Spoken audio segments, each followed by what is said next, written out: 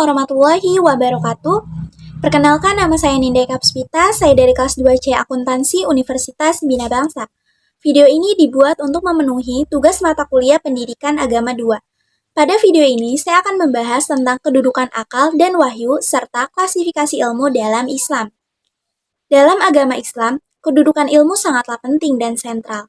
Menurut Al-Quran, ilmu adalah suatu keistimewaan pada manusia yang menyebabkan manusia unggul terhadap makhluk-makhluk lain. Yang pertama, kedudukan akal dan wahyu. Yang dimaksud kedudukan di sini adalah tempat akal dan wahyu dalam sistem agama Islam. Kedudukan ini tidak dapat dipisahkan dengan peranannya, karena peranan merupakan aspek dinamis dari kedudukan. Kata akal dalam bahasa Arab al-aql yang artinya pikiran atau intelek, atau daya atau proses pikiran yang lebih tinggi. Berkenaan dengan ilmu pengetahuan, para ahli filsafat dan ahli ilmu kalam mengartikan akal sebagai daya atau kekuatan tenaga. Kedudukan akal dalam Islam sangatlah penting karena akallah wadah yang menampung akidah, syariah, serta akhlak yang menjelaskannya. Kedudukan dan peranan akal dalam ajaran Islam tidak boleh bergerak dan berjalan tanpa bimbingan wahyu, karena wahyu yang berfungsi meluruskan akal atau jika salah. Karena itulah Allah menurunkan petunjuknya berupa wahyu. Wahyu berasal dari kata Arab al-wahyi yang artinya suara, api, dan kecepatan. Wahyu juga mengandung makna bisikan, isyarat, tulisan, dan kitab. Wahyu ini juga yang kita jadikan sebagai pegangan hidup, baik di dunia maupun di akhirat kelak. Wahyu atau sabda Tuhan yang disampaikan kepada Nabi Muhammad tersimpan di dalam Al-Quran. Kebenaran wahyu ini adalah mutlak atau susunan dan kata-katanya tidak dapat diubah-ubah. Kedudukan akal dan wahyu dalam ajaran Islam merupakan soko guru dalam ajaran Islam. Namun, segera harus ditegaskan bahwa dalam ajaran Islam, wahyulah yang pertama dan utama, dan akal adalah yang kedua. Dan akal inilah yang kita gunakan untuk memahami wahyu-wahyunya. Yang kedua, klasifikasi ilmu dalam Islam.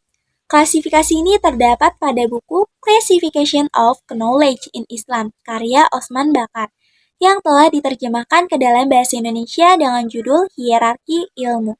Membangun rangka pikir Islamisasi ilmu menurut Al-Farabi, Al-Ghazali, Qutb al-Din al-Shirazi, Ibnu Khaldun, dan Ibnu Sina. Yang pertama, klasifikasi ilmu menurut Al-Farabi. Klasifikasi ilmu menurut Al-Farabi secara garis besar terbagi menjadi 5 hal, yakni yang pertama, ilmu bahasa atau sintek, grammar, pronunciation, and speech, dan puisi. Yang kedua, logika. Yang ketiga, propedeutik, yang terdiri dari ilmu aritmetik, geometri, optik, astrologi, musik, astronomi, dan lain-lain. Yang keempat, ilmu fisika atau kealaman, dan metafisika atau yang berhubungan dengan Tuhan dan prinsip-prinsip benda. Yang kelima, ilmu sosial, yakni jurisprudensi dan retorika.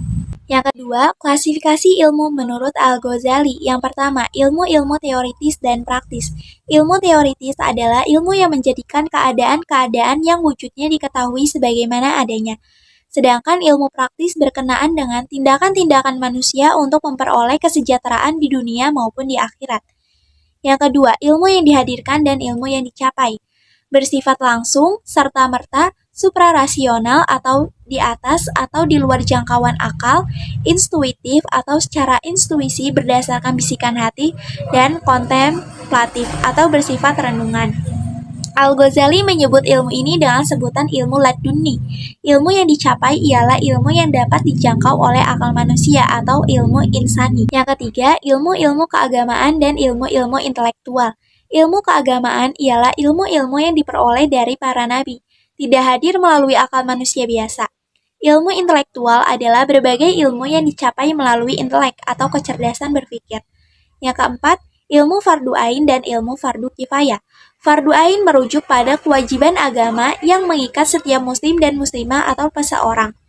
Fardu kifayah merujuk pada hal-hal yang merupakan perintah ilahi yang bersifat mengikat atau kelompok orang, muslim dan muslimat sebagai satu kesatuan atau bermasyarakat.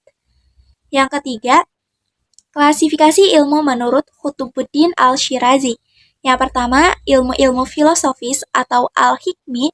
Yang kedua, ilmu-ilmu non-filosofis atau ghair al-hikmi. Ilmu ini diistilahkan sebagai ilmu religius, jika termasuk dalam ajaran-ajaran wahyu.